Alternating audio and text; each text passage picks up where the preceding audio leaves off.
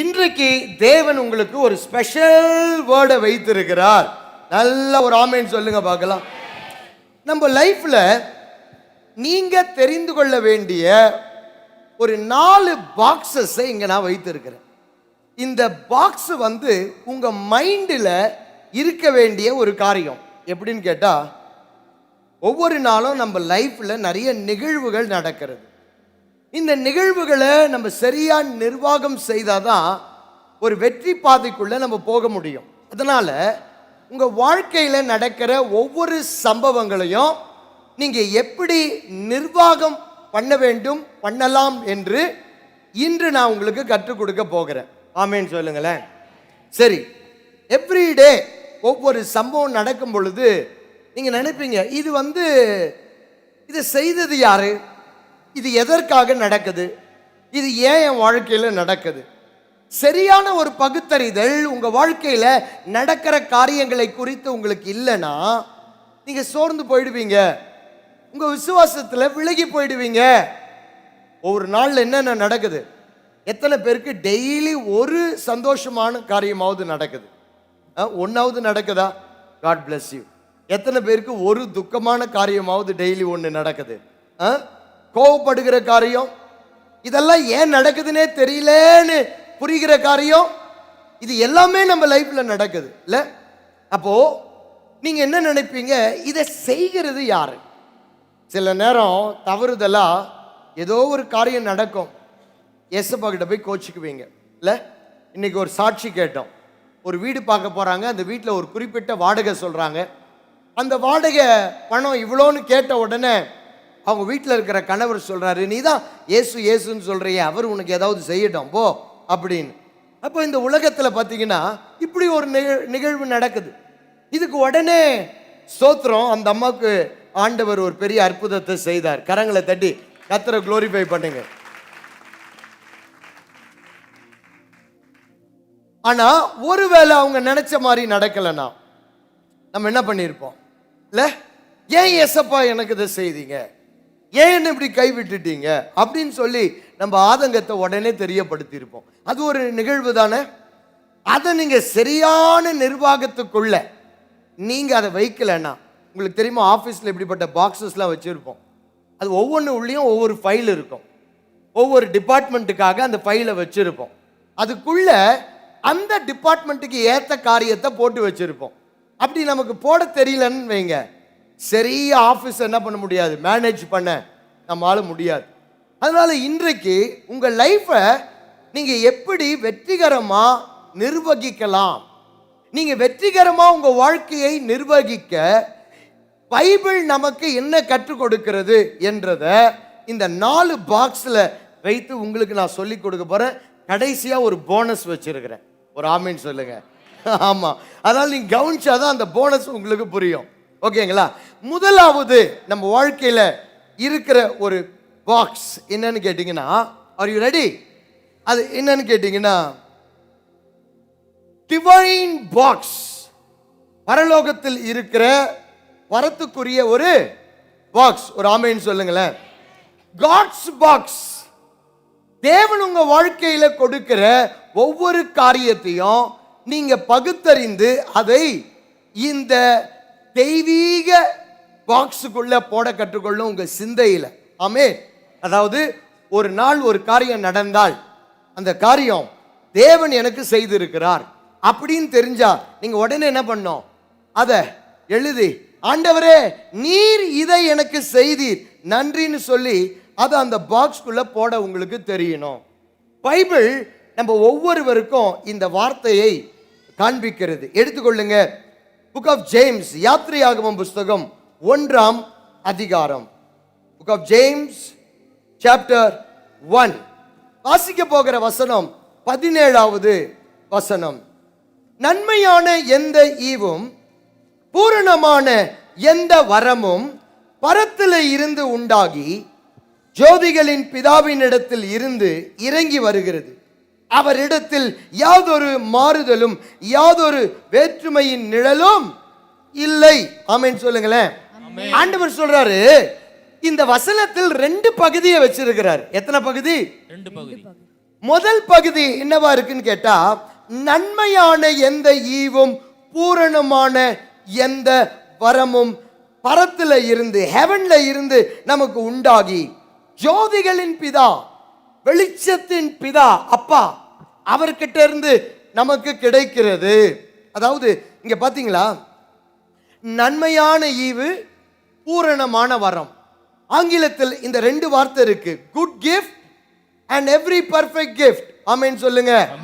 அப்ப நம்ம லைஃப்ல எப்பெல்லாம் ஒரு good gift and perfect gift வருதோ, அது எல்லாத்தையும் நீங்க எந்த பாக்ஸ்ல போட கற்றுக்கொள்ளணும் சொல்லுங்களேன்? தெய்வீக பெட்டி. சொல்லுங்க, தெய்வீக பெட்டி. காட்ஸ் பாக்ஸ்ல போட கற்றுக்கொள்ளணும். நோட் பண்ணீங்களா அந்த வார்த்தையை? வெறும் குட் கிஃப்ட் இல்ல, வெறும் நன்மையான ஈவு இல்ல, நன்மையான ஈவு, அதுக்கப்புறம் பூரணமான வரம். ஆங்கிலத்தில் எப்படி இருக்குன்னா, good gift and perfect gift. ஆண்டவர் பார்த்தீங்கன்னா என்னைக்கும் நீங்க கண்டுபிடிச்சிடலாம், தேவன் வெறுமையா நமக்கு குட் கிஃப்ட் கொடுக்கிறவர் மாத்திரம் அல்ல, அவர் கொடுக்கிற கிஃப்ட் குட்டா மாத்திரம் இருக்காது, அது வேற எப்படி இருக்கும்னு கேட்டா பர்ஃபெக்ட் கிஃப்டாவும் இருக்கும். நீதிமொழிகள்ல இப்படி வாசிக்கிறோம், தேவன் கர்த்தர் நமக்கு ஐஸ்வர்யத்தை கொடுக்கிறாரு, அந்த ஐஸ்வர்யத்தோடு வேதனையும் என்ன பண்ண மாட்டாரு, கூட்ட மாட்டாரு. அதுதான் காட்ஸ் ஐஸ்வர்யம். எப்படி பாருங்க, நிறைய பணக்காரங்க சொல்றாங்க, என்கிட்ட நிறைய பணம் இருக்கு ஆனா என் வாழ்க்கையில ஒரு பெரிய நிம்மதி இல்லை அப்படின்னு எத்தனை பேர் கேட்டிருக்கிறீங்க? சமீபமா கூட ஒரு பெரிய பணக்காரருடைய செய்தியை நான் சாட்சியை கேட்டேன். அவர் இப்படி சொன்னார், என்கிட்ட நிறைய பணம் இருக்குங்க, பணத்துக்கு பஞ்சமே இல்லைங்க, ஆனா என் வாழ்க்கையில நிம்மதி இல்லை, அந்த நிம்மதியை இயேசு எனக்கு கொடுத்தாருன்னார். ஆமென். அப்போ ஆண்டவர் கொடுக்கிற ஒவ்வொரு கிஃப்ட், ஒரு நல்ல வீடா இருக்கட்டும், வீடை கொடுக்கலாம், அது கூட ஆண்டவர் கொடுக்கிறாருன்னு தெரியறதுக்கு என்ன தெரியுமா சேர்ந்து வரும்? சமாதானம் வீட்டுக்குள்ள சேர்ந்து வரும். ஒரு பெரிய ஆமென் சொல்லுங்களேன். அந்த மாதிரி நீங்க கல்வி பெற்றுக்கொள்ளலாம், அறிவு பெற்றுக்கொள்ளலாம், ஆனா தயவையும் வாய்ப்பையும் தேவனுடைய கிருபை தான் உங்களுக்கு ஏற்பாடு பண்ணி கொடுக்கும். உங்க லைஃப்ல பெரிய திறமைகளை வளர்த்து கொள்ளலாம், திறந்த வழிய, திறந்த வாசல இயேசு ஒருவரால தான் கொடுக்க முடியும். அதனாலதான் அந்த வார்த்தை ஒவ்வொரு நன்மையான ஈவுகள்னு மாத்திரம் முடியாம, ஒவ்வொரு நன்மையான ஈவுகளும் பூரணமான பர்ஃபெக்டான வரங்கள், பர்ஃபெக்டான கிஃப்ட்டுகள், இது எல்லாமே யார்கிட்ட இருந்து வருது? ஜோதிகளின் பிதா கிட்ட இருந்து நமக்கு இறங்கி வருது. ஆனா இந்த வார்த்தை ஆண்டவர் எப்போ யார்கிட்ட சொல்றாரு பாருங்க. யாக்கோபு இந்த புஸ்தகத்தை எழுதினவர் வேற யாரும் இல்ல, அவர் இயேசு கிறிஸ்துவுடைய சகோதரன். அதாவது இயேசுவுக்கு மரியாள் என்பவள் உலகத்தாய், பரலோக பிதா ஆவியின் தகப்பன் இயேசுவுக்கு மெய்யான தகப்பனாய் இருந்தார். இயேசு கிறிஸ்து கன்னியின் வயிற்றில் பிறந்தார். அதுக்கு பிற்பாடு மரியாளுக்கு பிறந்த பல பிள்ளைகள், உலக ரீதியாக பிறந்த பிள்ளைகள் இருக்கிறார்கள். அதுல ஒரு பிள்ளை தான் பைபிள்ல இந்த யாக்கோபு என்ற புக்கை எழுதின ஜேம்ஸ். ஆங்கிலத்தில் ஹாஃப் பிரதர் அப்படின்னு சொல்லுவோம், ஹாஃப் பிரதர். அந்த யாக்கோபு ஒரு நெருக்கடியான சூழ்நிலையில இதை எழுதுகிறார். அவர் எழுதும் போது ஆரம்ப பகுதியில 1ஆம் அதிகாரத்தில் இப்படி சொல்றாரு, சிதறி இருக்கிற 12 கோத்திரத்துக்கு நான் எழுதுகிறதாவது. 12 கோத்திரம் கேட்கும் போது ஸ்வீட்டா இல்ல? எல்லாம் ஒன்னா இருந்திருக்கிறாங்க, ஒரே குடும்பமா, ஒரே குலமா, ஒரே கோத்திரமா. ஆனா இங்க என்ன சொல்றாரு? சிதறி இருக்கிற 12 கோத்திரம். அப்ப ஏதோ ஒரு காரியம் நடந்தது, அவங்களை சிதற வைத்தது. இது வேற யாரும் இல்ல, ஆதி திருச்சபை அப்போஸ்தலர் புஸ்தகம் 8ஆம் அதிகாரத்துல சபைக்கு மகா உபத்திரவ காலம் உண்டானது அப்படின்னு பாக்குறோம் இல்ல. ஏன் சபை எப்பவுமே என்ன நினைச்சது? நம்ம கூடி கூடி வரணும், எப்பவுமே கூடி இருக்கணும், நம்ம இந்த ஊரை விட்டு போக கூடாது. எல்லாரும் என்ன பண்ணாங்க? இயேசு கிறிஸ்து நாளைக்கு வரவே போகிறாரு, அதனால நம்ம எதுக்கு ஸ்கூலுக்கு போனோம், எதுக்கு காலேஜ் போனோம், எது நமக்கு சொத்து வேணும்னு எல்லாத்தையும் வித்து எடுத்துட்டு வந்து அப்போஸ்தலர்கள் பாதத்துல போட்டுட்டு ஆலயத்திலேயே தங்கிட்டாங்க. 3 வேளை சாப்பாடு, காலையில பிரேயர், மத்தியானம் பிரேயர், ஈவினிங் பிரேயர், நைட் ஆன பிரேயர், வர்ஷிப் சாங்ஸ், பாடல், ஒவ்வொருத்தரா சாட்சி சொல்லிக்கிட்டே இருக்கலாம். எவ்வளவு அருமையான ஒரு காரியம் பாருங்க. அவங்களுக்கு ஞாபகம் வரல இயேசு சொன்னது, உலகமெங்கும் போய் சர்வ சிருஷ்டிக்கும் சுவிசேஷத்தை பிரசங்கித்து எல்லாரையும் என்னுடைய சீஷராய் ஆக்குங்கள்.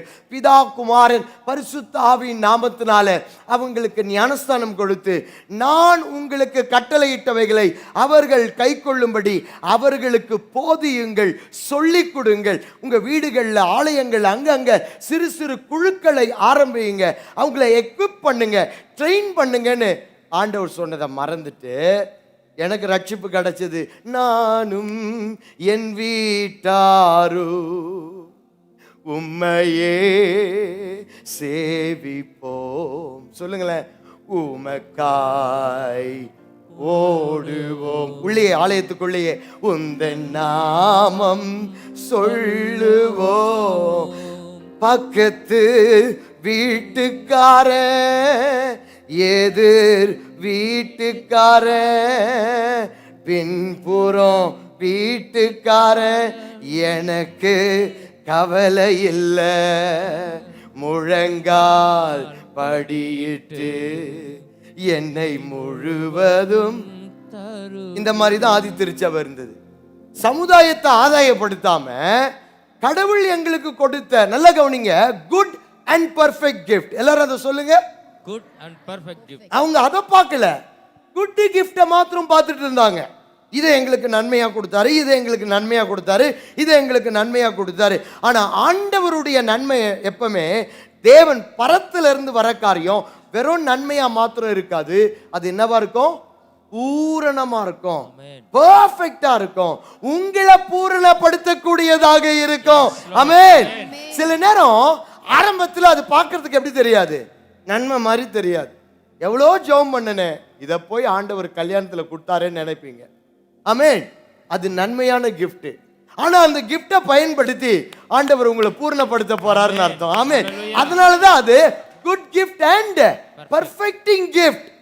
உன்னை பர்ஃபெக்ட் பண்ணக்கூடிய இந்த ஆலயத்தை இன்னைக்கு பார்க்கும்போது எவ்வளவு மகிமையா அழகா இருக்கு. இந்த ஆலயத்தை கட்டும் போது எனக்கு ஒரு பெரிய சந்தோஷம். ஆனா கட்டி கொண்டு இருக்கும் போது எனக்குள்ள ஒரு எண்ணம். என்ன தெரியுமா? ஆண்டவரே, இந்த ஆலயத்தை நான் கட்டல, இந்த ஆலயம் என்ன பண்ணிட்டு இருக்கு? என்ன கட்டி கொண்டு இருக்கிறது. அப்படின்னா என்ன அர்த்தம்? அப்போ இது ஒரு குட் கிஃப்ட். ஆனா இந்த குட் கிஃப்ட் எப்போ தேவன் எனக்கு கொடுத்த கிஃப்ட்னு எனக்கு தெரியும்னு கேட்டா, அந்த குட் கிஃப்டை பயன்படுத்தி என்னை கர்த்தர் பர்ஃபெக்டான கிஃப்டா மாற்றிக்கொண்டு இருக்கும் பொழுது. ஆமென். இப்போ ஏதோ ஒன்று உங்க ஞாபகத்துக்கு வருது.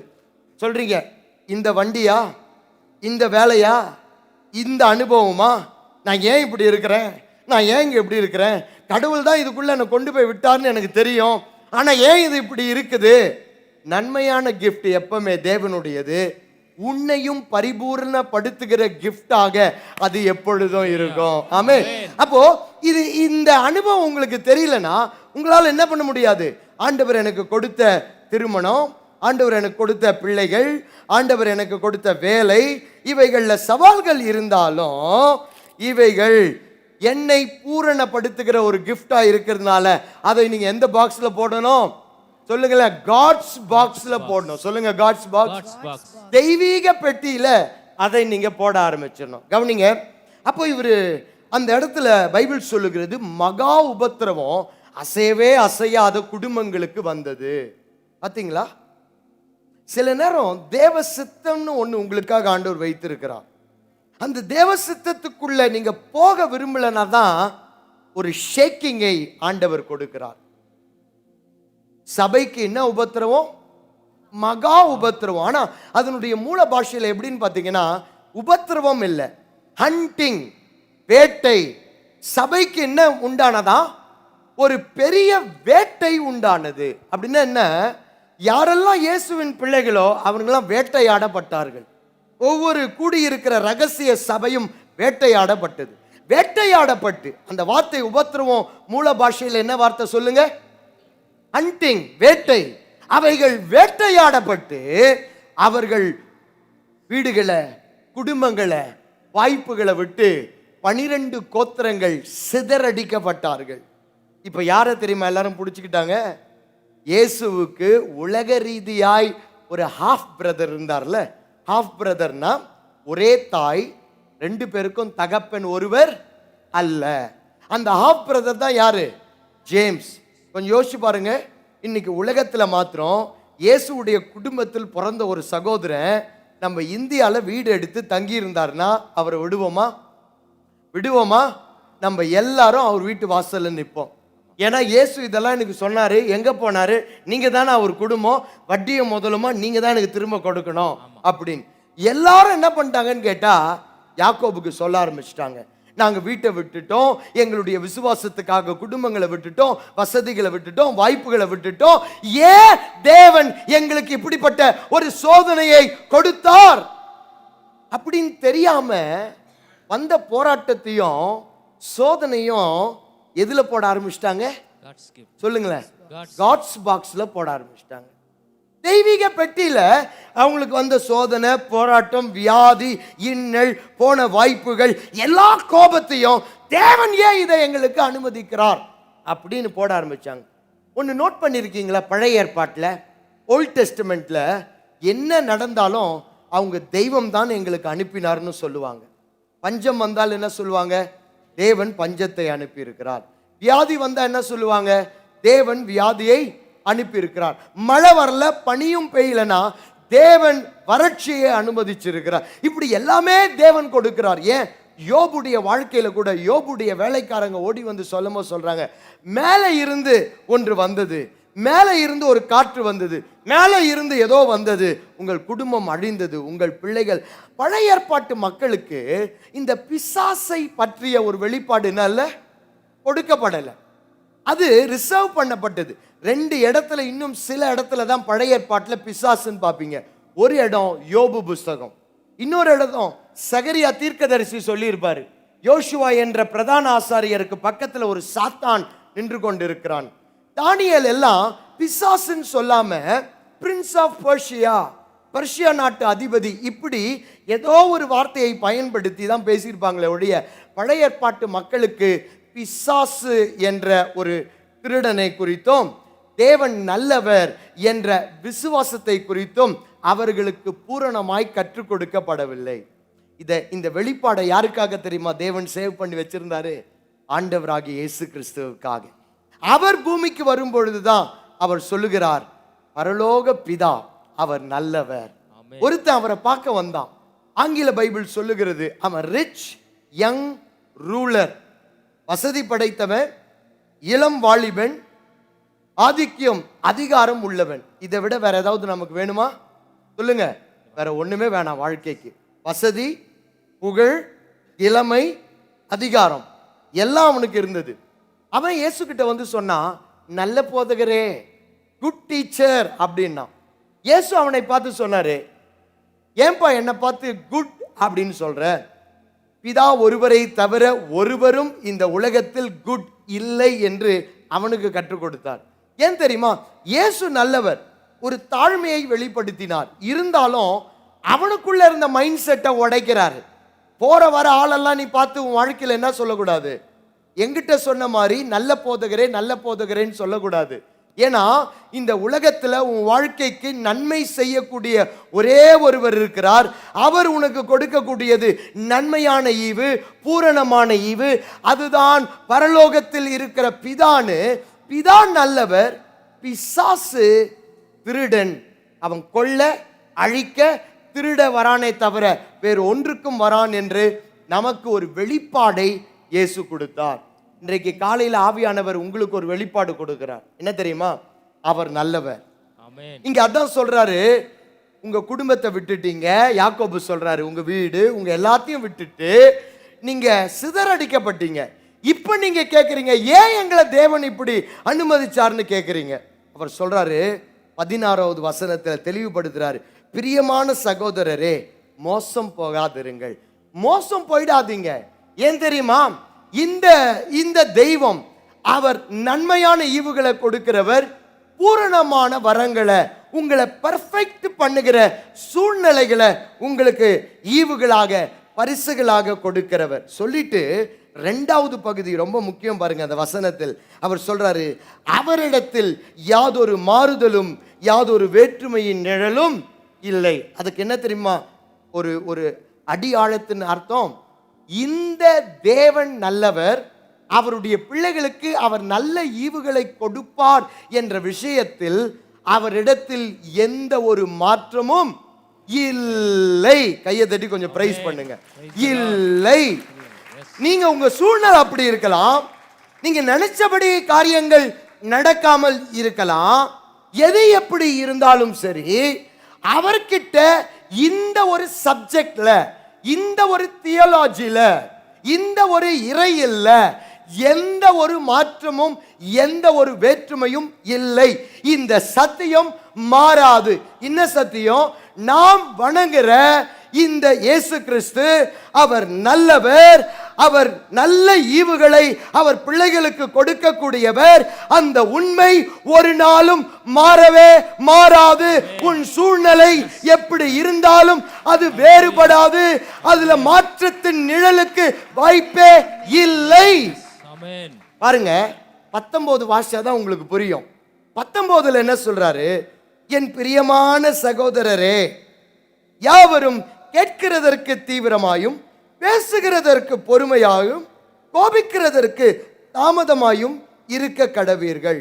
மனுஷருடைய கோபம் தேவனுடைய நீதியை நடப்பிக்க மாட்டாது. இப்ப சப்ஜெக்ட் என்ன? எல்லாரும் சிதறடிக்கப்பட்டுட்டாங்க. வீடு போயிடுச்சு, பணம் போயிடுச்சு, வேலை வாய்ப்பு போயிடுச்சு. எல்லாம் எதனால போச்சு? இவங்க எல்லாத்தையும் விட்டுட்டு யாரை ஏற்றுக்கொண்டாங்க? இயேசுவை ஏற்றுக்கொண்டாங்க என்ற காரணத்துக்காக சபைக்கு வந்த உபத்திரவத்தில் எல்லாத்தையும் இழந்தாங்க. இப்ப என்ன பண்ண ஆரம்பிச்சிட்டாங்க? பேசுகிறதுக்கு வேகமாக ஆரம்பிச்சிட்டாங்க. யாரும் இவங்களை ஆறுதல் படுத்தினாலும் ஆறுதல் கேட்கறதுக்கு இவங்க செவிகள் என்னவா இல்லை, ரெடியா இல்லை. நான் ஆறுதல் அடைய மாட்டேன், எனக்கு தெய்வம் இப்படி செய்து இருக்குது, ஏன் எனக்கு இப்படி நடந்தது, என்னை எப்போ கடவுள் ஆசீர்வதிப்பார்? அதனால அவர் சொல்றாரு, கவனிங்க, நான் சொல்ற வார்த்தையை கேட்கிறதற்கு தீவிரமா இருங்க. நான் என்ன சொல்ல வரேன் புரிஞ்சுக்குங்க. தேவன் நல்லவர், அவர் அவருடைய பிள்ளைகளுக்கு நன்மையான ஈவுகளை தான் கொடுப்பாரு. இந்த சப்ஜெக்ட்ல there is no other talk. வேற வேற்றுமை, வேற மாறுதலுக்கு இடமே இல்லை. It is a ten project. Corona வந்தாலும் சரி, பெரிய இழிவுகள் வந்தாலும் சரி, தேவன் அவர் பிள்ளைகளுக்கு நல்லவர், நன்மையான ஈவுகளை தருகிறவர். அதை கேட்கறதுக்கு நீங்க என்னவா இருக்கணும்? ஃபாஸ்டா இருங்க.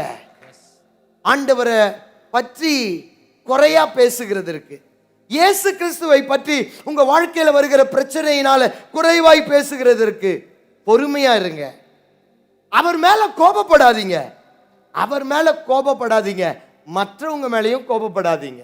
எந்த ஊழியக்காரர்கள்ட்ட எல்லாத்தையும் கொடுத்துட்டு தானே போனீங்க, அப்போஸ்தலர் பாதத்தில் வச்சிங்களே, அவங்க மேலையும் கோபப்படாதீங்க. தாமதமா இருங்க கோபப்படுறதுக்கு. ஏன்னு கேட்டா இந்த சப்ஜெக்ட்ல இதுதான் தேவன் நமக்கு காண்பித்திருக்கிறார்.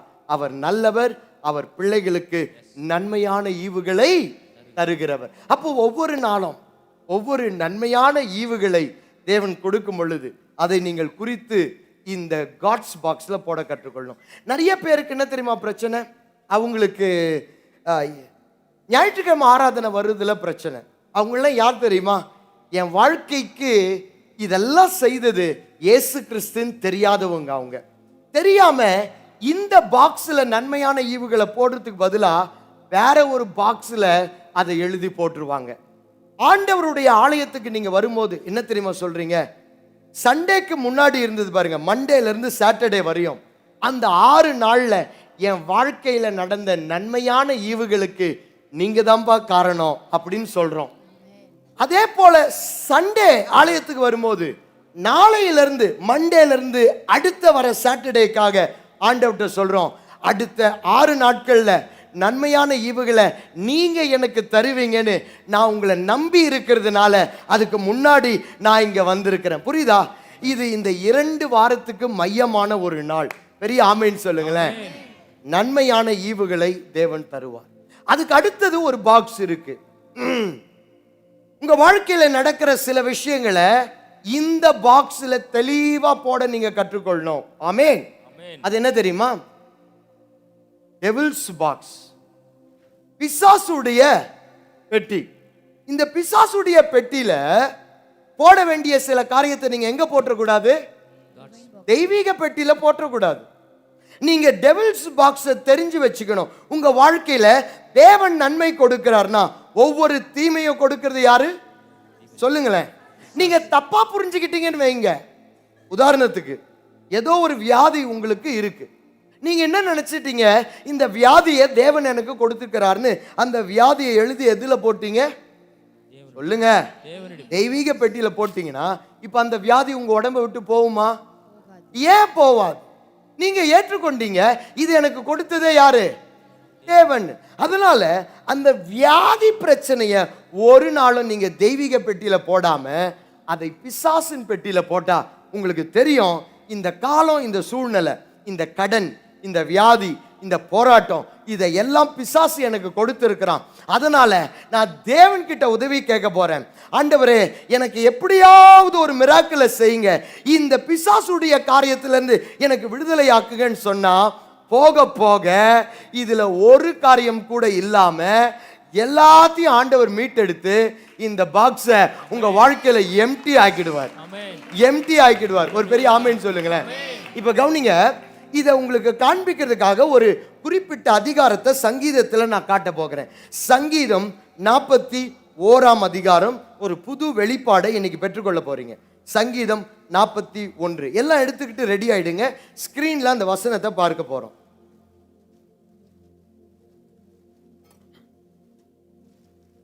பெரிய ஆமேன்னு சொல்லுங்க. நல்ல கொஞ்ச நேரம் வாய்களை திறந்து அவரை தேங்க்யூன்னு சொல்லி பிரைஸ் பண்ணுங்க. தேங்க்யூ ஆண்டவரே. இப்படி சொல்லுங்க, டெவில் பாக்ஸ் என் வாழ்க்கையில இருந்து காலியாகிற டைமுக்குள்ள வந்திருக்கிறேன். ஆமென். அது வெறும் டப்பா தான், அது உள்ள ஒண்ணும் கிடையாது. ஹல்லேலூயா. இப்ப பாருங்க, இந்த சங்கீதம் 41 நீங்க வாசிக்கும் போது, நான் வாசிக்கும் போது நீங்க தெரிஞ்சுக்கொள்ள போறீங்க, எப்படி இந்த சங்கீதக்காரர் தன்னுடைய வாழ்க்கையில எவ்வளவு காரியத்தை பிரிச்சு காட்டுறார் பாருங்க. எதெல்லாம் பிசாசு கிட்ட இருந்து வந்தது, எதெல்லாம் தேவன் கிட்ட இருந்து வந்தது. கேட்க ரெடி ஆயிட்டீங்களா? வேகமா நான் உங்களுக்காக இதை வாசித்து கொண்டு போக போறேன். வாசிக்கும் போது ஒவ்வொன்றும் நீங்க கற்பனையில நினைச்சுக்கணும். பிசாசுடைய காரியத்தை எதுல எழுதுறோம்? பேப்பர்ல எழுதி எந்த பாக்ஸ்ல போட போறோம்? டெவில் பாக்ஸ்ல போட போறோம். ரெடி ஆயிட்டீங்களா? ஆமென். பிரதர் அஸ்வின், உங்களை ஹெல்ப்புக்காக நான் கூப்பிட போறேன். வாங்க, எனக்கு இந்த பைபிளை பிடிங்க பார்க்கலாம். அருமையா இப்படி பிடிங்க. Thank you. God bless you. Good. இங்க வைத்துக் கொள்ளுங்க. குட். தேங்க்யூ. இப்போ சங்கீதம் 41 முதலாவது வசனம் தொடங்கி எப்படி ஆரம்பிக்கிறாரு? சில வார்த்தைகளை மாத்திரம்தான் வாசிப்பேன். தீங்கு நாட்களில், இது தேவன் கொடுத்ததா பிசாசு கொடுத்ததா சொல்லுங்க? தீங்கு நாட்களில் பிசாசு பாக்ஸ்ல போட்டாரு. சொல்றாரு, கர்த்தர் என்ன பண்ணுவாரு? விடுவிப்பாரு. ஒரு ஆமென் சொல்லுங்க. கர்த்தர் உங்களை விடுவிக்கிறது சொல்லுங்க. God's box. அடுத்தது 2வது வசனம் கடைசி லைன்ல சொல்றாரு, என் சத்துருக்களின் இஷ்டத்திற்கு. அப்படின்னா ஒருத்தர் இருக்கிறானா, அவன் இஷ்டத்துக்கு உன் வாழ்க்கையை நாசப்படுத்தணும், அவன் பெயர் தான் சத்துரு. புதிய ஏற்பாட்டில் இயேசு நமக்கு கொடுத்த வெளிப்பாடு என்னன்னா, அவன் பெயர் பிசாசு.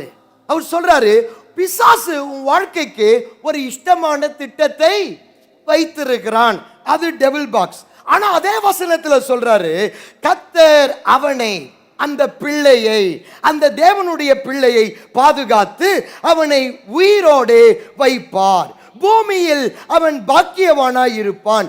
சத்ருவின் இஷ்டத்திற்கு நீர் அவனை ஒப்பு கொடுக்க மாட்டீர். காட்ஸ் பாக்ஸ்ல நம்மளை பாதுகாக்கிறாரு. ஆமென். 3வதுல சொல்றாரு, படுக்கையின் மேல் வியாதியாய் கிடக்கிறான். அவனுடைய வியாதி படுக்கை அவனிடத்தில் உண்டு. படுக்கையில நீ வியாதியா வந்த எந்த பாக்ஸ்ல போடுறது? போடுங்க பிசாசு பாக்ஸ்ல. ஆனா அந்த வசனம் என்ன சொல்லுகிறது? படுக்கையின் மேல் வியாதியாய் கிடக்கிற அவனை கர்த்தர் தாங்குவார். அவனுடைய வியாதியில் அவன் படுக்கை முழுவதையும், இப்படி வந்துருங்க, அவன் படுக்கை முழுவதையும் மாற்றி போடுவார். அந்த உங்க வியாதி காலத்துல உங்கள் வியாதியை போக்குற அந்த ஒரு ஆசீர்வாதத்தை காட்ஸ் பாக்ஸ்ல போட்டுட்டு வியாதி எதுல போட்டுருங்க? டெவில் பாக்ஸ்ல போட ஆரம்பிச்சிருங்க. அடுத்தது 4வது, கர்த்தாவே நீர் என் மேல் இரக்கமாயிரும், உமக்கு விரோதமாய் நான் பாவம் செய்தேன். எப்படி சொல்றார் பாருங்க, நான் தெரியாம உங்களுக்கு விரோதமா என்ன பண்ணிட்டேன் சொல்லுங்க, பாவம் பண்ணிட்டேன். அந்த பாவத்தை எதுல போடுறது? தெய்வீக பெட்டி. தேவன் என்ன சோதிக்கிறாருன்னா டெவில் பாக்ஸ்ல பாவத்தை போட்டுட்டு அவர் சொல்றாரு, பாவத்தின் விளைவாக என் ஆத்துமால வந்தது பாருங்க, எமோஷனல் வியாதி, டிப்ரெஷன், ஆங்ஸைட்டி, கவலை, போராட்டம், மன அழுத்தம், தூக்க இன்மை. அவர் சொல்றாரு, நல்லா நோட் பண்ணுங்க, என் சரீரம்னு சொல்ல, என் ஆத்துமாவை குணமாக்கும். ஆத்துமாவை குணமாக்குற வல்லமை எங்க போடுறது? ஆமென். கையை தட்டி கொஞ்சம் பிரைஸ் பண்ணுங்க. அஞ்சாவதுல அவர் சொல்றாரு, என்னுடைய சத்துருக்கள் எங்க போடுறது? பிசாசு பெட்டி. என் சத்துருக்கள் என்ன சொல்றாங்க, அவன் எப்பொழுது சாவான், அவன் பேர் எப்பொழுது அழியும் என்று என் சத்துருக்கள் எனக்கு விரோதமாய் சொல்லுகிறார்கள். எப்படி பாருங்க, எப்பதான் அவன் சாவான், அவன் பேர் எப்போ அழியோன்னு உன் சத்துருக்கள் எப்பொழுதும் சொல்லிட்டு இருக்கிறாங்க. ஆறாவதுல சொல்றாரு, ஒருவன் என்னை பார்க்க மீட்டிங் அப்பாயின்மெண்ட் கேட்டு வந்தா, ஆண்டவரே தந்திரமா வஞ்சனையா என்கிட்ட பேசுறான், ஆண்டவரே வஞ்சனையா பேசுகிறான். அவன் இருதயத்தில் தன் இருதயத்தில் அக்கிரமத்தை சேகரித்து கொண்டு என்கிட்ட நாசூக்கா பேசி சில வார்த்தைகளை என்கிட்ட இருந்து நோண்டி வாங்கி தெருவில் போய் என்னை பற்றி என் காரியத்தை அவதூறா பேசி என் பின்னாடி என்னை தூற்றுகிற ஆண்டவரே, இப்படிப்பட்ட ஆட்கள் என்னை பார்க்க வராங்க. எதுல போடுறது அந்த ஆட்களை? பிசாசு பெட்டியில போடுறது. அடுத்தது சொல்றாரு 7வது வசனத்துல, என் பகைஞர் எல்லாரும் என் மேல் ஏகமாய் முணுமுணுத்து என்னை பற்றியே பேசிட்டு இருக்கிறாங்க. ஆண்டவரே, எனக்கு விரோதமாய் இருந்து எனக்கு பொல்லாங்கு நினைத்து தீரா வியாதி அவனை பிடித்து கொண்டது. படுக்கையில் கிடக்கிற அவன் இனி எழுந்திருப்பது இல்லை என்றார்கள். என் பிராண சிநேகிதன் ஆண்டவரே, நான் நம்பினவன்பா, என் அப்பத்தை புசித்தவனும் ஆகிய மனுஷன் என் மேல் குதிகாலை தூக்கினான்.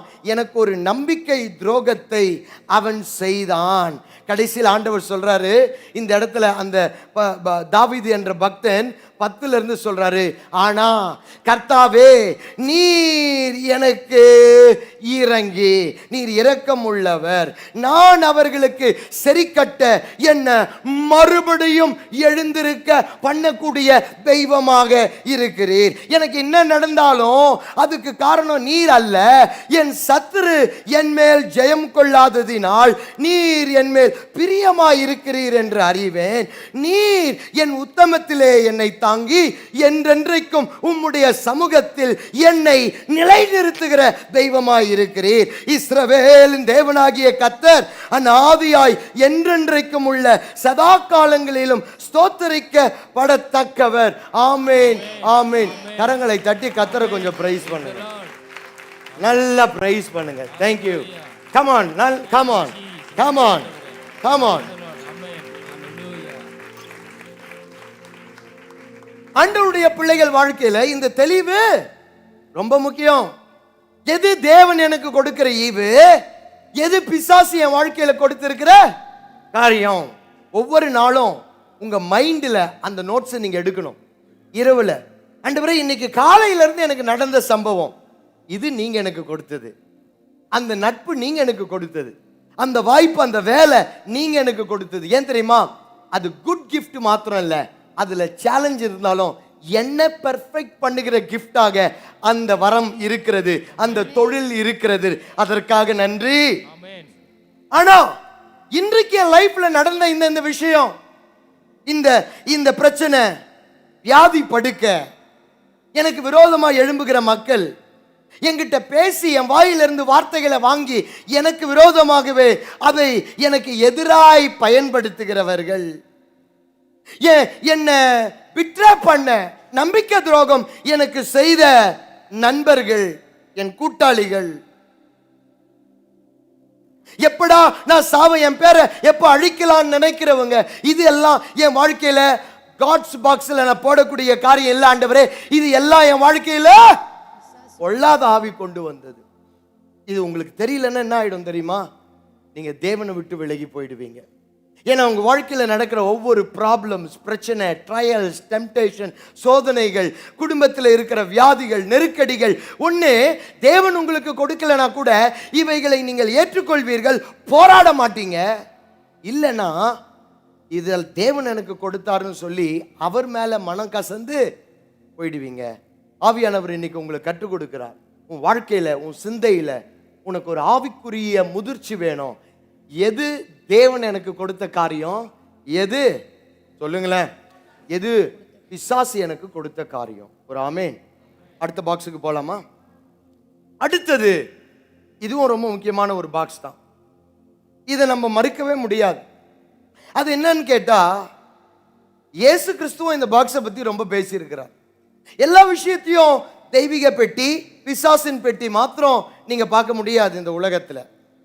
ஏன்னு கேட்டா, நீங்க வாழுகிறது உலகத்துல. அதனால அந்த பாக்ஸுக்கு பேரு உலகத்தின் பெட்டி, பாக்ஸ் ஆஃப் திஸ் வேர்ல்ட். இந்த உலகத்துல தானே வாழ்றீங்க. இந்த உலகத்தில் நீங்கள் வாழ்கிறதுனால இயேசு என்ன சொன்னார்? இந்த உலகத்தில் உங்களுக்கு உபத்திரவம் உண்டு, ஆனால் திடன் கொள்ளுங்கள், நான் உலகத்தை ஜெயித்தேன் என்று சொன்னார். ஆதியாகமம் 3:17 பாத்தீங்கன்னா, எடுக்காதீங்க, கவனிங்க.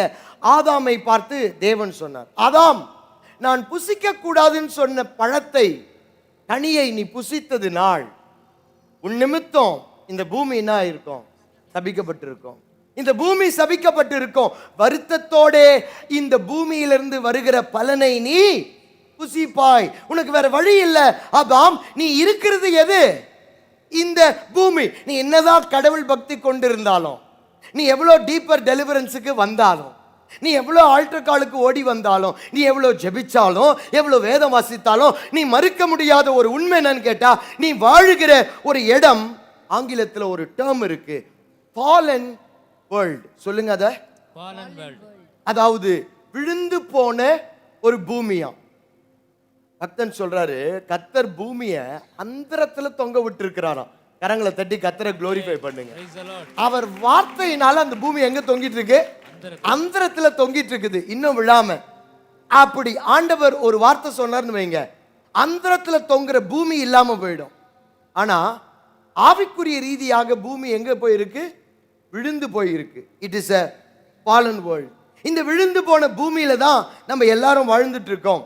ரோமர் புஸ்தகம் 5ஆம் அதிகாரத்துல தெளிவா இந்த வார்த்தையை நாம் வாசிக்கிறோம். புக் ஆஃப் ரோமன்ஸ் சாப்டர் 5 12வது வசனம் வாசிக்க கேட்போம். இப்படியாக ஒரே மனுஷனாலே பாவமும் பாவத்தினாலே மரணமும் உலகத்திலே பிரவேசித்தது போலவும் எல்லா மனுஷரும் பாவம் செய்கிறபடியினால் மரணம் எல்லாருக்கும் வந்தது போலவும் இதுவும் ஆயிற்று. அந்த வார்த்தையை கவனிச்சீங்களா?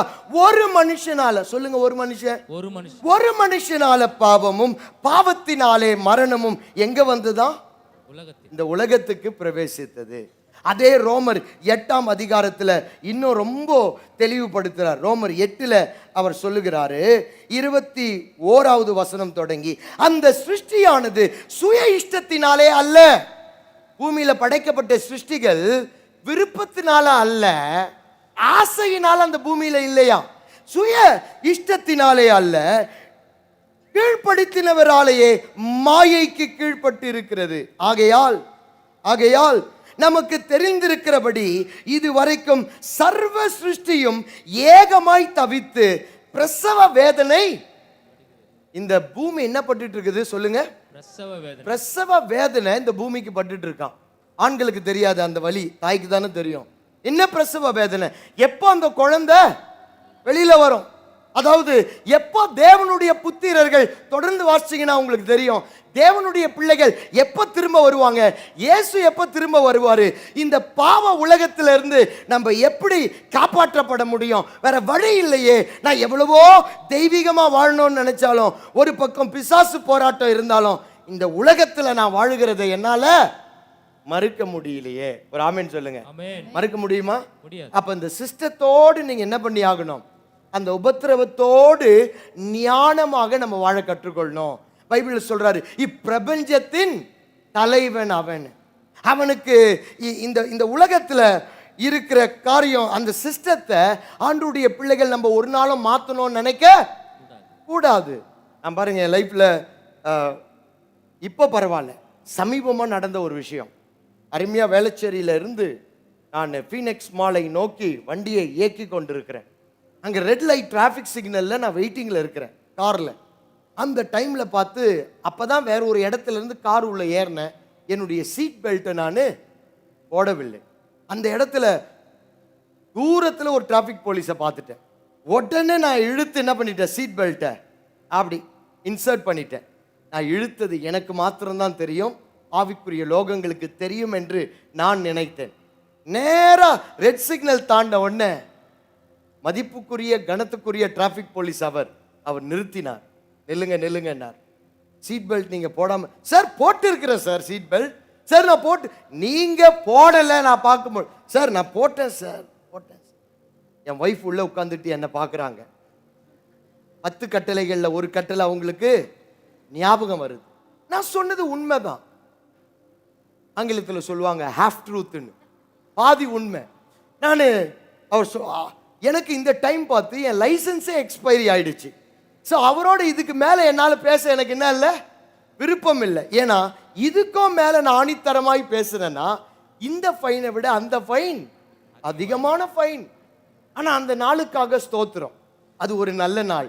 அன்னைக்கே போய் என் லைசன்ஸை நான் புதுப்பிக்க அந்த நாள் எனக்கு உதவியது. ஆமென். நன்மையான பூரணமான ஈவாய் அந்த நாள் எனக்கு அமைஞ்சது, என்ன பூரணப்படுத்த. அப்போ அந்த டிராஃபிக் போலீஸ் கிட்ட கொஞ்சம் பேச்சுவார்த்தை நடத்தினோடனே, சார் லைசன்ஸ் கொடுங்கன்னார். பழைய லைசன்ஸ் என் கையில் கூட இல்லை. எப்படியோ வீட்டுக்கு ஃபோன் பண்ணி ஃபோனில் வாங்கி அதை காமிச்சேன். அதை பார்த்துட்டு சொன்னார், கிறிஸ்டோ இமானுவேல், சீட் பெல்ட் போடலன்னு சொல்கிறீங்க, நீங்கள் எல்லாம் ஆண்டவர் பிள்ளைங்களா தானே இருக்கிறீங்க அப்படின்னு அவர் சொன்னார். இதுக்கு மேலே நான் என்ன பேசுறது, நானும் போட்டு இருந்தேன். அவர் என்னை பிடிக்கும் போது நான், சபை மக்கள் நீங்களாவது எனக்கு ஆதரவாக இருப்பீங்க என்ற நம்பிக்கை எனக்கு இருக்கு.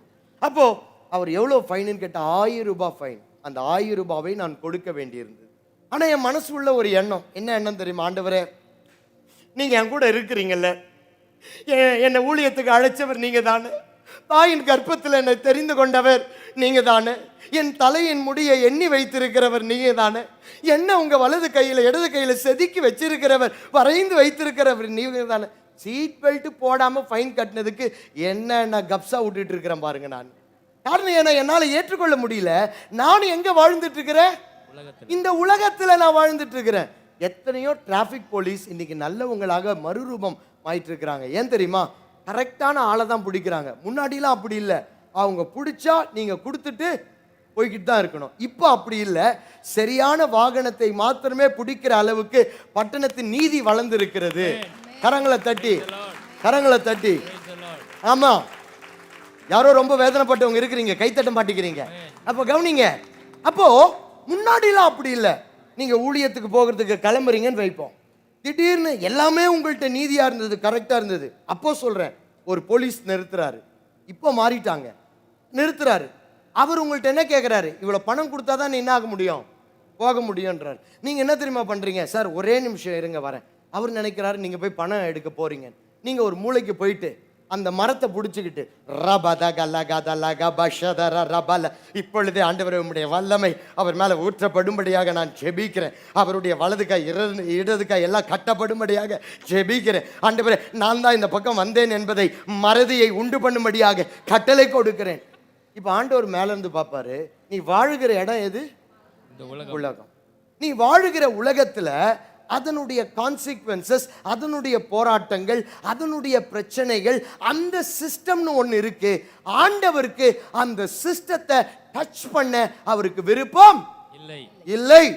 ஆனா இந்த உலகம் ஏன் விழுந்து போன உலகம்னு சொல்றாருன்னு கேட்டா, வெளிப்படுத்துதல் 21 அவர் சொல்றாரு, ஆதியாகமம் 3 சொன்னாரு, ஆதாம் உன் நிமித்தம் இந்த பூமி சபிக்கப்பட்டு இருக்கிறது. வெளிப்படுத்துதல் 21 சொல்றாரு, பின்பு நான் புதிய வானத்தையும் புதிய பூமியையும் கண்டேன், முந்தின வானமும் முந்தின பூமியும் ஒழிந்து போயின, சமுத்திரமும் இல்லாமல் போயிற்று. 3 மேலும் பரலோகத்திலிருந்து உண்டான ஒரு பெருஞ்சத்தத்தை கேட்டேன். அது இதோ மனுஷர்களிடத்தில் தேவனுடைய வாசஸ்தலம் இருக்கிறது, அவர்களிடத்தில் அவர் வாசமாயிருப்பார், அவர்களும் அவருடைய ஜனங்களாய் இருப்பார்கள். தேவன் தாமே அவர்களோடு கூட இருந்து அவர்களுடைய தேவனாய் இருப்பார். 4வது வசனம் பாருங்க. அவர்களுடைய கண்ணீர் யாவையும் தேவன் துடைப்பார். இனி மரணமும் இல்லை, துக்கமும் இல்லை, அலறுதலும் இல்லை, வருத்தமும் இல்லை, முந்தினவைகள் ஒழிந்து போயின என்று விளம்பினது. சிங்காசனத்தின் மேல் வீற்று இருந்தவர், இதோ நான் சகலத்தையும் புதிதாக்குகிறேன் என்றார். கரங்களை தட்டி கர்த்தரை குளோரிஃபை பண்ணுங்க. சகலத்தையும் புதிதாக்குகிறேன் என்றார். அப்போ காட்ஸ் பிளான்ல இந்த பூமியை புதிதாக்க அவருக்கு என்ன இல்லை, விருப்பம் இல்லை. மாறாக ஒரு புதிய வானம் புதிய பூமியை அவர் நமக்கு தரப்போகிறார். என் கூட இருக்கிறீங்களா?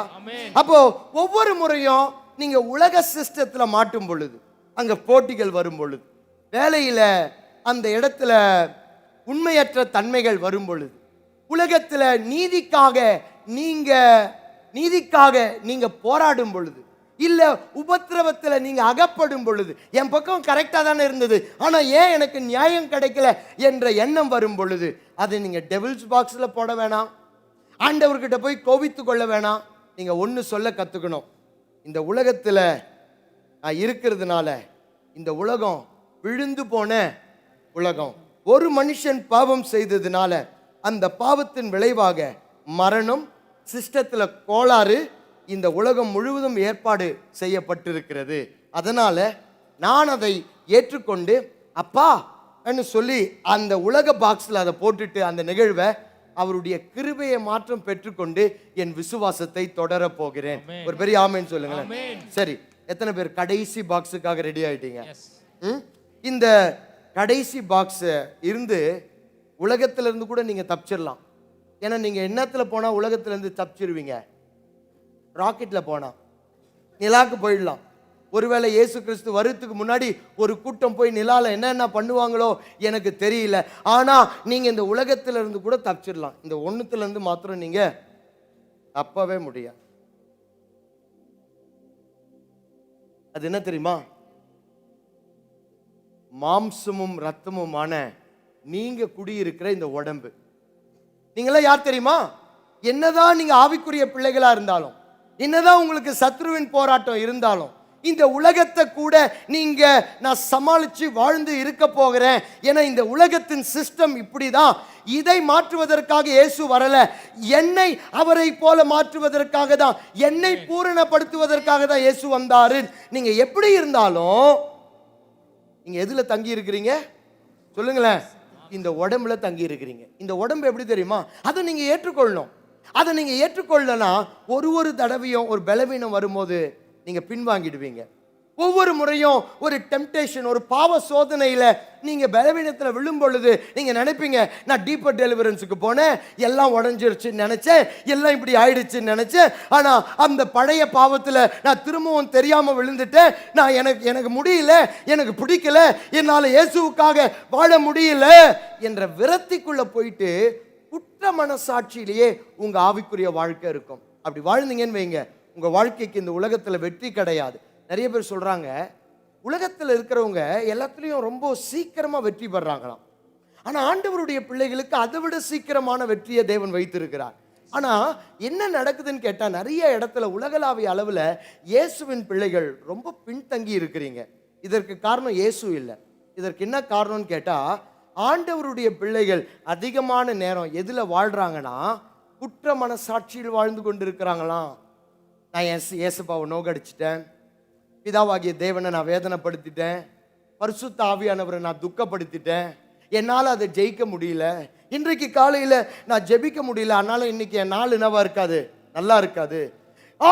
இன்றைக்கு காலையிலே நான் எழுந்து ஜெபம் பண்ணுங்க, இன்னைக்கு எனக்கு வெற்றி நிச்சயம், இது வேத சத்தியமுங்க அப்படின்னு ஒவ்வொரு நாளும் உங்களுடைய செய்கையினாலேயே தேவன் உங்களுக்கு என்ன செய்ய போகிறார் என்றதை நீங்க நினைச்சிட்டு இருக்கிறீங்க. கவனிக்கிறீங்களா இல்லையா? அது ஆபத்தானது, அது தேவனுக்கு பிரியம் இல்லாதது. மாறாக நீங்க பவுலை போல ஒரு ஆவிக்குரிய முதிர்ச்சிக்குள்ள நீங்கள் போக கற்றுக்கொள்ள வேண்டும். பவுல் எப்படிப்பட்டவர் தெரியுமா? அவருக்குள்ள ஒரு ஆவிக்குரிய முதிர்ச்சி காணப்பட்டது. ரோமர் 7ஆம் அதிகாரம், புக் ஆஃப் ரோமன்ஸ் சாப்டர் 7 பாருங்க. பைபிள்ல ரோமர் என்ற புஸ்தகம் கடிதங்களில் முதலாவது வைக்கப்பட்டிருந்தாலும் ரோமர் என்ற புஸ்தகம் தான் பவுல் எழுதிய கடிதங்களில் கடைசி புஸ்தகம். முதல் புஸ்தகம் ரொம்ப முக்கியமா, கடைசி புஸ்தகம் ரொம்ப முக்கியமா? சொல்லுங்க. ரெண்டும் முக்கியம்தான், உண்மைதான். ஆனா எதுல ஒரு மனிதனுடைய ஒட்டுமொத்த வாழ்க்கையின் ஞானம் வெளிப்படும்? முதல் புஸ்தகத்திலேயா கடைசி புத்தகம். எதுல ஒரு மனிதனுடைய ஒட்டுமொத்த அனுபவம் வெளிப்படும்? முதல் புஸ்தகத்திலேயா கடைசி புத்தகம். முதல் அவர் எழுதின புஸ்தகம் தெசலோனிக்கிய சபைக்கு எழுதின புஸ்தகம். கடைசியா அவர் எழுதின கடிதம் ரோமர் நாட்டில் இயங்கிக் கொண்டிருந்த இந்த மாதிரி ஒரு சர்ச்சுக்கு அவர் எழுதின கடிதம் தான் இந்த ரோமர் புஸ்தகம். இந்த ரோமர் புஸ்தகம் 7ஆம் அதிகாரத்தில் அவரு இவ்வளோ பெரிய ஆவிக்குரிய வெற்றியை பார்த்தவர், 3வது வானத்துக்கு போனவர், பைபிள்ல அதிகமான புதிய ஏற்பாட்டு பகுதியை எழுதினவர், அவர் அனுபவத்தை ஒட்டுமொத்தமாக எழுதி வச்சிருக்கிறார். எப்படி எழுதி வச்சிருக்கிறார்? நான் படிக்கிறேன், நீங்க கேட்க ரெடியா? அவர் சொல்றாரு இப்படி, ரோமர் 8ஆம் அதிகாரம் 14வது வசனம் தொடங்கி. ரோமர் 8:14வது வசனம் தொடங்கி. மேலும் நமக்கு தெரிந்திருக்கிறபடி நியாயப்பிரமாணம் ஆவிக்குரியதாய் இருக்கிறது. சொல்லுங்க, ஆவிக்குரியதாய் இருக்கிறது. பைபிள்ல இருக்கிற பழைய ஏற்பாட்டு கட்டளைகள்லாம் ரொம்பவும் ஸ்பிரிச்சுவலான கட்டளைகள் தான் எனக்கு தெரியும். நானோ பைபிள்ல பழைய ஏற்பாட்டில் இருக்கிற கட்டளைகள் ஸ்பிரிச்சுவலான கட்டளைகளா இருக்கிறது எனக்கு தெரியும். ஆனா நானோ, சொல்லுங்களேன், நானோ பாவத்துக்கு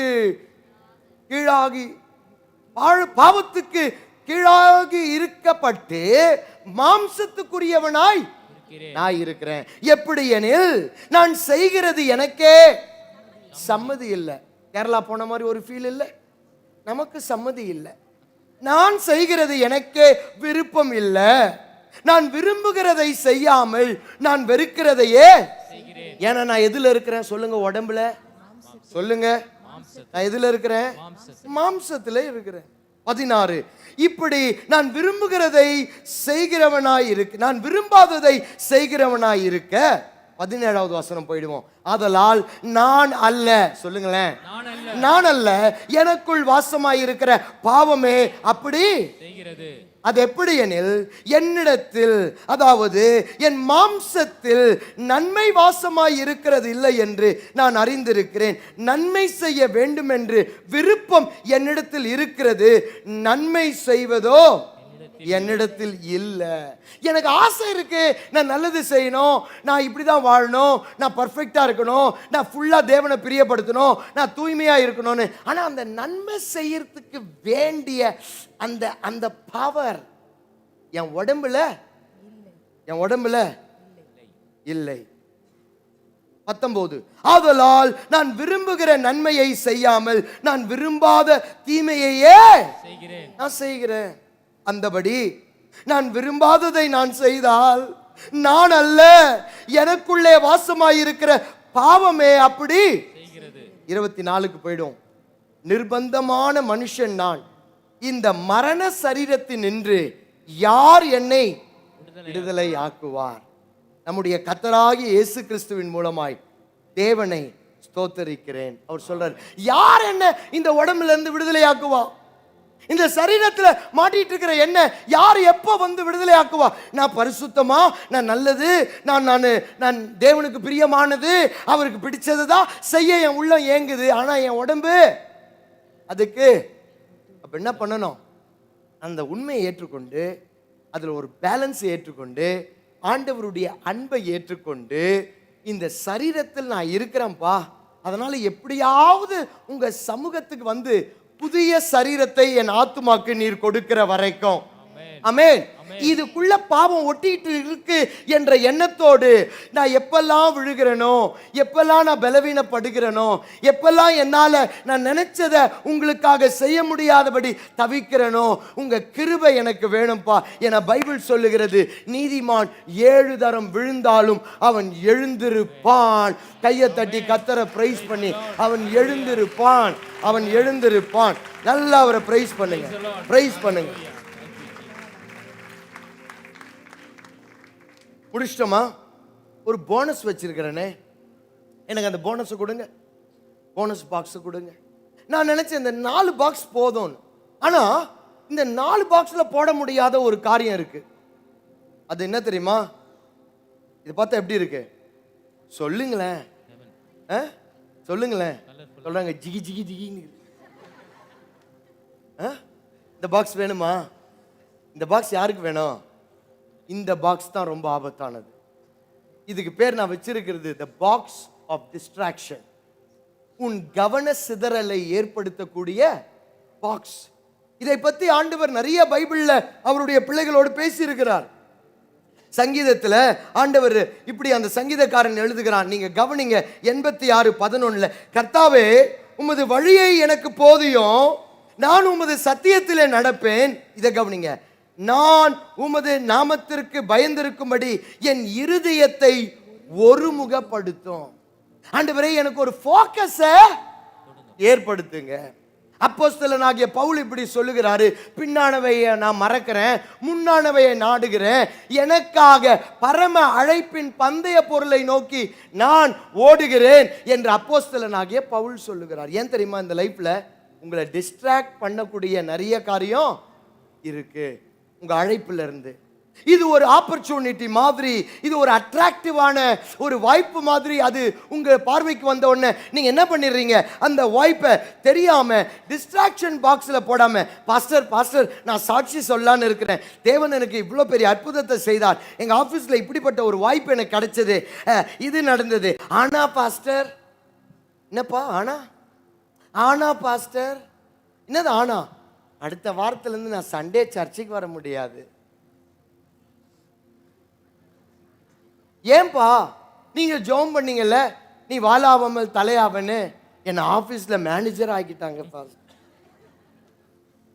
அதனால நான் சண்டேவும் வேலைக்கு போய் ஆகணும். ஒரு ஊழியக்காரர் ஒரு அம்மாவை பார்த்தாராம். திடீர்னு ரோட்ல, அம்மா எப்படிமா இருக்கிற? உன்னை 5 வருஷம் ஆச்சும்மா நீ சர்ச்சுக்கு வந்துனாராம். ஆமா பாஸ்டர் 5 வருஷம் ஆச்சு. அவர் சாட்சியை எதுல போடுறது? டிவைன் பாக்ஸ்ல அந்த மேனேஜர் சாட்சியை இல்ல டிஸ்ட்ராக்ஷன் பாக்ஸ்ல போடுறதா? இது கவன சிதறல். உன் அழைப்புல இருந்து, உன் ஆசீர்வாதத்துல இருந்து, தேவன் உனக்காக வைத்திருக்கிற காரியத்திலிருந்து ஒரு சின்ன கவன சிதறல். யோவான் 6 இயேசுவுக்கு இது நடந்தது. இயேசு 5 அப்பம் 2 மீன் 5000 பேருக்கு ஆக்கினாரா? பைபிள் சொல்லுகிறது, அந்த இடத்தில் சிலர் வந்து அந்த 5 அப்பம் 2 மீன் அற்புதத்தை பார்த்து அவர்கள் ஆச்சரியப்பட்டு இயேசுவை கொண்டு போய் ராஜாவாக்கும்படி அவரை பிடிக்க தொடங்கினார்கள் என்று இயேசு அறிந்து, ஆள உடுங்கப்பா சாமின்னு அவர்களை விட்டு அவர் விலகி போய் தனியே மலையின் மேல் ஏறி தனித்திருந்தார். அந்த ராஜாவா என் ஆக்கக்கூடிய அந்த ஆப்பர்ச்சுனிட்டியை அவர் காட்ஸ் பாக்ஸ்ல போடாம அவர் டிஸ்ட்ராக்ஷன் பாக்ஸ்ல போட்டார். ஏன் தெரியுமா? என்ன தேவன் ஒரு நாள் சிங்காசனத்தில் அமர வைப்பார். ஆனா அது இப்ப இல்ல. இப்ப என்ன ராஜாவாக்குறது வாக்குத்தத்தமோ ஆசீர்வாதமோ இல்ல. அது எனக்கு ஒரு டிஸ்ட்ராக்ஷன். நான் ராஜாவாகிறதுக்கு முன்பாக சிலுவைக்கு போக வேண்டி இருக்கு. அந்த சிலுவைக்கு நான் போயிட்ட பிற்பாடு நான் ஒரு நாள் என் பிதாவின் வலது பாரிசத்தில் அமர்ந்திருப்பேன். ஆனா இன்னைக்கு எனக்கு வருகிறது எல்லாம் டிஸ்ட்ராக்ஷன். ஆஹா, உங்க வாய்ப்புகளை உங்களால டிஸ்ட்ராக்ஷனா பார்க்க முடியுமா? அதான் ஆவிக்குரிய முதிர்ச்சி. அந்த அம்மாவை 5 வருஷம் என்னம்மா அம்மா ஆளக்கான நீ? அந்த அம்மாவை பார்க்கும் பொழுது அந்த அம்மா ரொம்ப பிஸியா இருக்கு. இந்த வயிறு கொஞ்சம் பெருசா இருந்தது, இடுப்புல ஒன்று இருந்தது, இந்த பக்கம் முந்தானிய ஒன்று பிடிச்சிருந்தது, இந்த அம்மா கையில ஒன்று பிடிச்சிக்கிட்டு கூடைய மாட்டிக்கிட்டு மார்க்கெட்டுக்கு போயிட்டு இருக்கு. இன்னம்மா 5 வருஷம் ஆச்சு. ஆமா பாஸ்டர். ஆமா அம்மா நீ தானம்மா அந்த அம்மா? அந்த அம்மா நான் தான் பாஸ்டர்.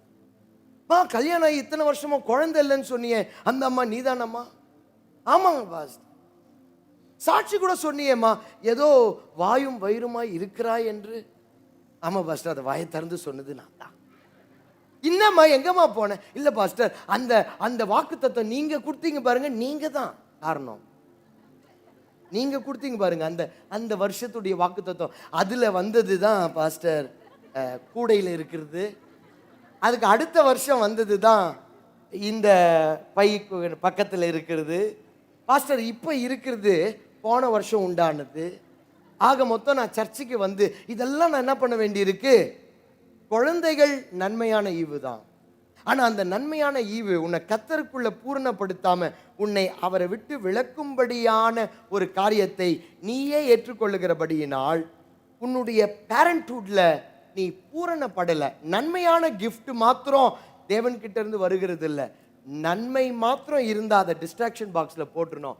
நன்மையும் பூரணமான எந்த வரமும் தான் தேவனிடத்திலிருந்து வருகிறது. கையை தட்டி கர்த்தரை கொஞ்சம் பிரைஸ் பண்ணுங்க. கையை தட்டி.